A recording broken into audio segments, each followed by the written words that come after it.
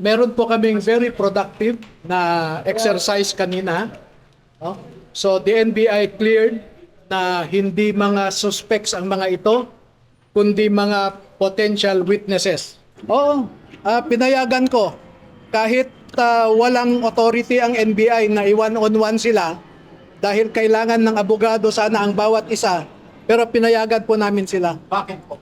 Wala naman kaming itatago na lihim or ano, no? So, kaya nga sila nag-affidavit, handa po silang panindigan yung kanilang sinasabi. Pero yung sinasabi na hindi sila ay witness, kasama yon sa tinitingnan natin, they can be a witness, but as of now, they are persons of interest. Kung ano yung mga participation nila. Yun na nga basically yung ginagawa natin. At salamat naman, nag-cooperate sila sa investigasyon na to, dumating sila. Wala pang naging one-on-one na pagtatanong at yun nga yung naging deadlock, ayaw nilang pumayag. Ang nangyari na one-on-one sila nagbigay ng personal circumstances nila, pangalan nila, address nila. Pero doon sa joint affidavit, wala pang paglilinaw. Ang suggestion nga namin, magsulat sila, request namin, magsulat sila ng salaysay nila based on their personal recollection.